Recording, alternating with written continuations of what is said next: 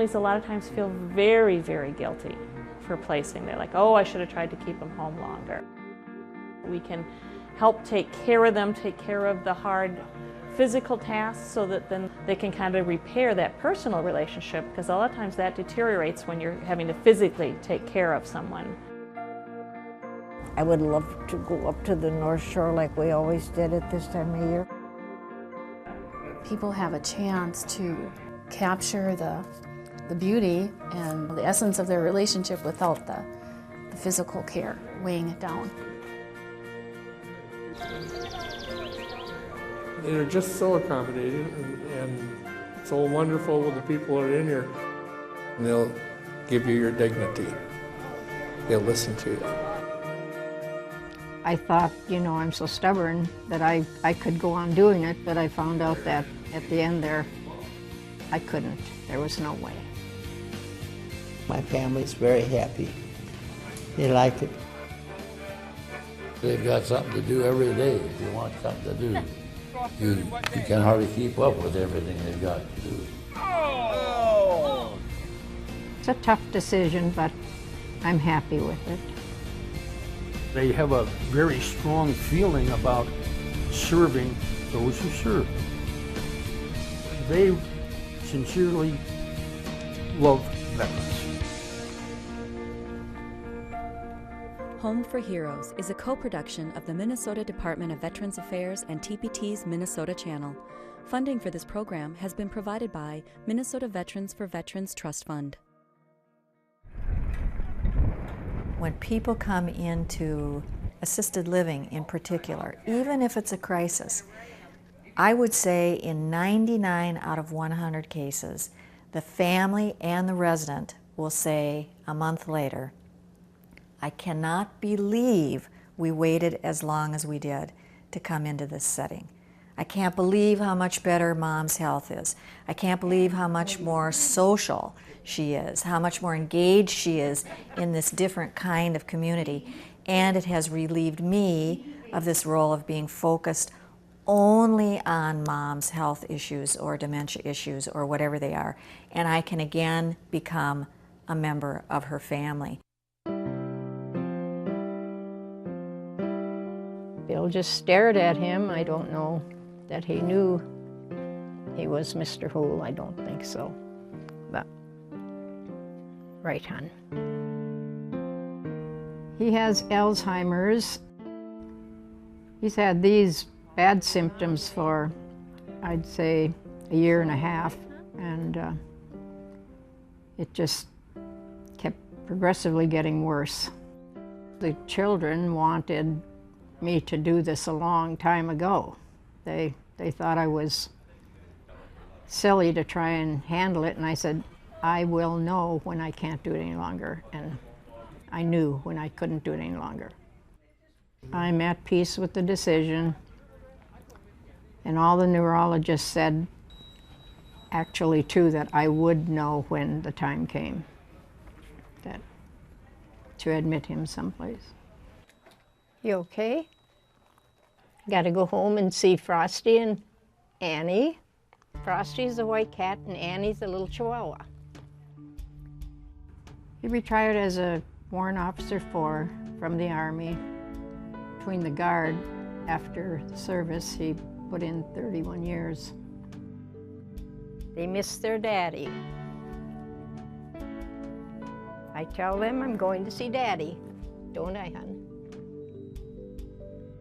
I think he deserves to be taken care of, yes, and it appears that this is where he will be for his final years. I will say years. Yeah. He's in good hands.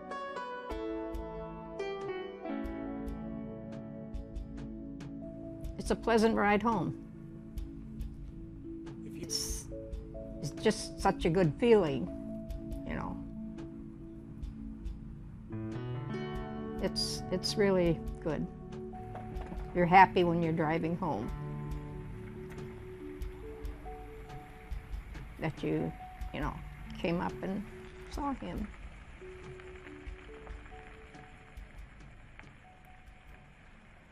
I think often we underestimate the impact of caregiving on the caregiver, him or herself. And we know more and more today that caregiving can create a drain on the health of the caregiver, and certainly there is an emotional impact as well.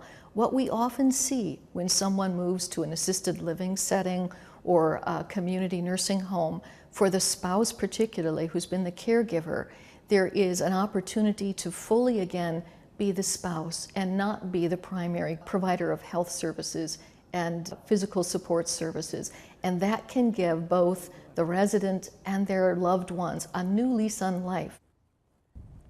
Again, sometimes we think about a move to a setting like a community nursing home as a loss. In fact, it can be a new opportunity for a renewed quality of life. And we see that time and time again.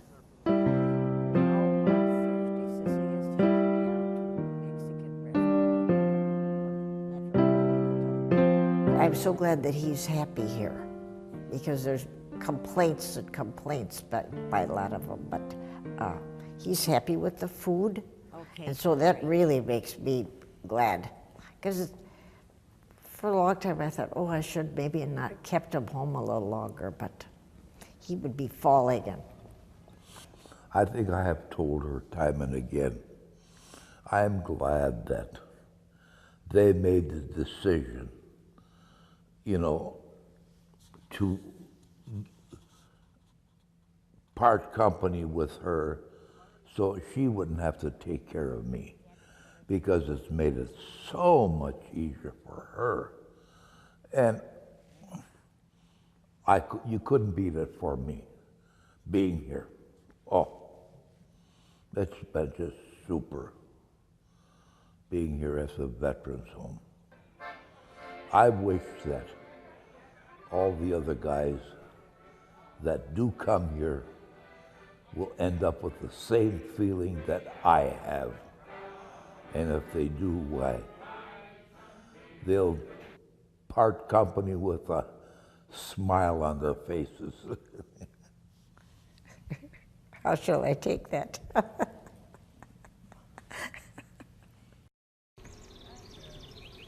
My daughter and my granddaughter both knew about the home here, and someone suggested they come and look at it, and they did, and they were very happy. And I was in a nursing home, a private-owned one in the cities, and this is a far cry from that. I must say this is wonderful. After I had a couple of little strokes and stuff like that, that caused me caused my wife, I should say, to have to make a decision, which is a very tough one. She's still my wife today, and lives right outside of town here. But God bless her, she made a decision that was very tough for her. You know, when I think about the difference between a veteran's home and a community nursing home, one of the first things that comes to mind is the common bond that's created by the fact that the residents have all served their country through military service. And I think of that as a wonderful tie that binds both the residents to one another, but certainly the greater community to them as well.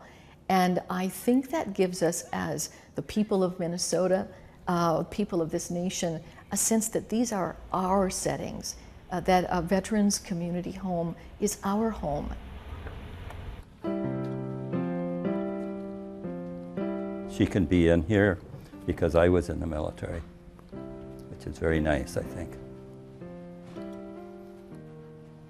Well, it's a gut-wrenching decision, I suspect, in most cases.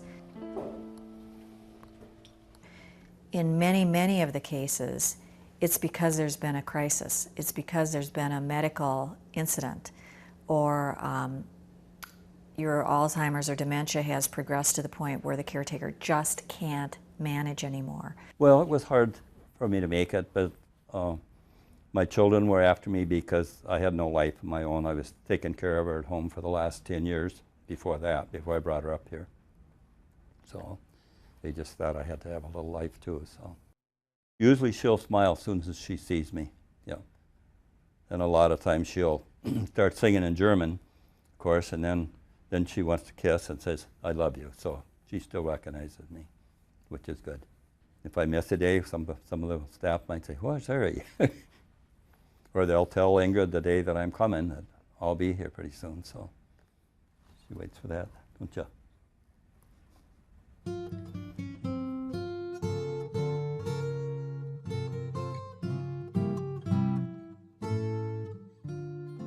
Across the nation, after the Civil War, there was a need for a place for our returning veterans, our soldiers that were coming back from the war. Oftentimes did not really have a place to go and were having difficulty transitioning into society again. The legislature throughout the nation identified a need for a place that the veterans can call home. It's a tranquil place, a place where it would be considered a place of honor, a home where veterans can live and still be part of the community. And today we look at our veterans' homes as the same. The veterans, the mission hasn't really changed. It's a place of honor. We treat our veterans and their family members with respect and dignity. And I want them to feel like this is their home and that they enjoy the camaraderie and the time spent with other veterans, telling stories and sharing things. And we owe a debt of gratitude to our veterans community who spends a lot of time coming to visit the veterans and doing a number of programs, activity programs with the veterans. So, it should be a happy place and a place where people want to come. And it's, as I mentioned before, it's a place of honor. The idea and the concept behind having veterans homes in the state is to provide care to as many veterans as possible. We provide care to aged and disabled veterans and their families. And so we want to be able to spread out throughout the state and be able to provide care as close to where they live or where they're from as possible, to limit the travel for family members to have to come from northeast Minnesota all the way into the Twin Cities to visit their loved one here in Minneapolis. So the intent is to get out and spread the wealth across the state. I have 5 homes located in the state. Minneapolis Veterans Home is the original veterans home here in the state of Minnesota. It sits on a very beautiful campus with several buildings here. We provide a number of services ranging from long-term care in the nursing home environments such as dementia care, Alzheimer's care, custodial care for those residents that may need a place to stay that exceeded the ability to stay at home. The Laverne Veterans Home is an 85-bed nursing home. They provide skilled nursing care. We do have a special care unit where we have veterans that may need some additional assistance with maybe memory care, dementia, Alzheimer's type care. Fergus Falls is the newest of our veterans home. Has been around for a little over 10 years. The veterans home there is, again, an 85-bed, just like the Laverne Veterans Home. And it provides skilled nursing care, rehab care, and we just recently added a special care unit for residents that may need assistance with issues of wandering or dementia or Alzheimer's type care. Silver Bay Veterans Home is an 83-bed veterans home. We provide skilled nursing care at that home, and we have an area of the home that is also a special care unit for that home. And we provide that for those that need dementia or Alzheimer's care. It is a nursing home, but it's not the same as a community nursing home. You know, it specializes in caring for veterans, so it's a different makeup. Most nursing homes are mostly women, so we have mostly men here, and they have a common life experience that they can relate to each other. It was a significant event in their lives. It's nice for them to be able to talk with people they can relate to about this important part of their lives. I was in the Navy, and I used to stand on the deck when the airplanes came in, and I signal that airplanes coming in and going up.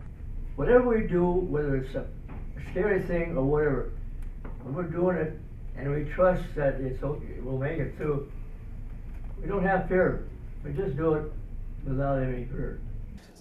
Now, the future of the Veterans Home system is always evolving. If you think back to when the old soldiers' homes were first started and the concept and the idea of the old soldiers' homes and where we are today with our veterans' homes, we're always thinking, always want to provide the best possible care and stay at the forefront of change.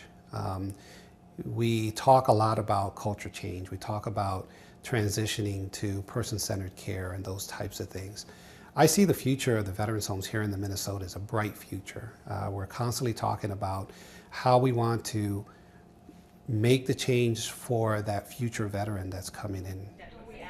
We are carrying the Vets Home commitment to person-centered care kind of to the ultimate level. What a household is it's actually a group of about 16 to 24 residents who live together in an environment that looks like a house, feels like a house, smells like a house, acts like a house. So we're sitting in the dining room, and behind us you can see the kitchen, which looks very much like the kitchen that you would have in your own home. Ken, would you like a fruit salad? It's pretty good. I bet it is. Our intent is to make dining here be identical to dining at home. And it's all about creating a physical environment that's totally comfortable and that makes the resident, the vet, feel totally at home and cues the staff to relate to the resident in a relationship way, in a person-centered way, just like caring for your grandpa if he lived with you in your own home. So the environment is a big piece of it. I always say that I think the term resident-directed or resident-centered is a nice term, but what it really is it's relationship-based care. Because when we live and work together as a family in a household, we truly are like grandchildren caring for our grandparents. What's important to us as we grow older is going to be different in some respects for each of us. So having choices before us, having options, both in the setting where we live and what that setting offers to us, is really a key part, in my view, of aging well. But my definition might be different than yours. And that's what I think we all strive to do, is preserve as much choice and as much decision-making as possible.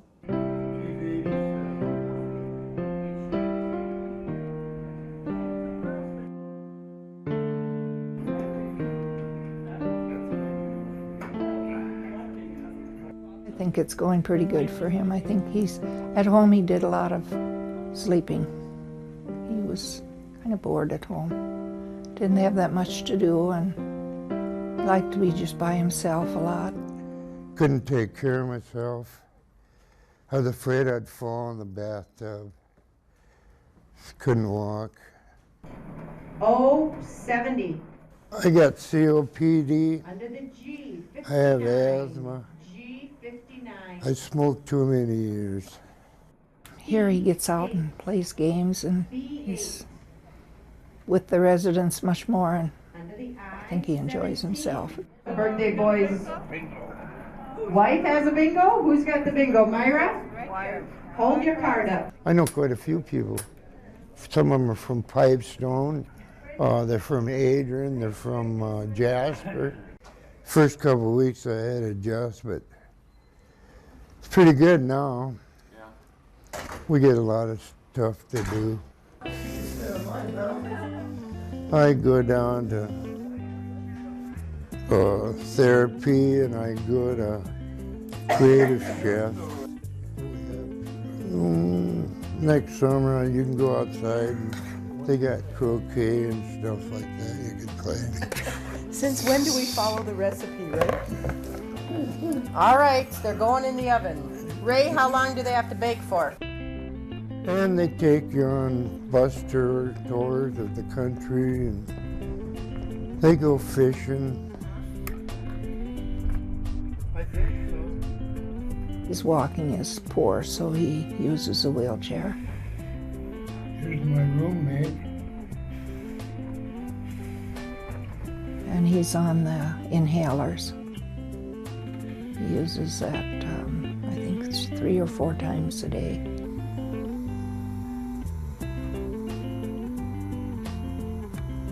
In general, he does most of it himself.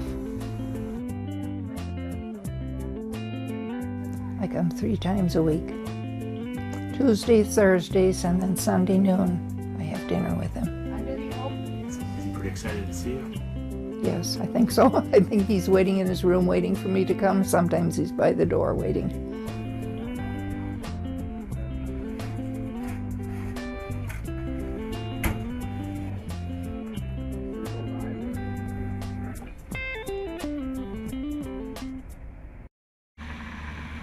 The Hastings Veterans Home's a little different from the rest of our homes. The Hastings Home is not a skilled nursing facility. It's called a domiciliary, or most people would know it as a boarding care. And so at that home, we have the average age is a little younger than our other homes, about 56, 57 years of age. We provide a lot of independent type activities. We encourage the residents there to make a lot of their own independent decisions. They are actively part of a lot of the care that we provide there. They have things that are unique, such as our wood shop. We have a woodworking shop there that they're actually known nationally for the flag cases that we make.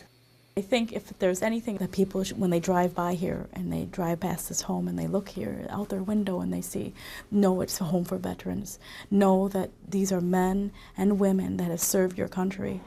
And I encourage them to know that, veterans are a foundation of our country, and they house a lot of the rights that we have today as human beings.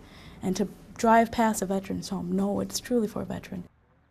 So of course families should be talking about it. You talk about when you're going to have your first child. You talk about whether or not what school your child's going to go to. You talk about whether or not your child's going to go to college. Are you going to buy a house? All those kinds of conversations about transitions in people's lives occur naturally.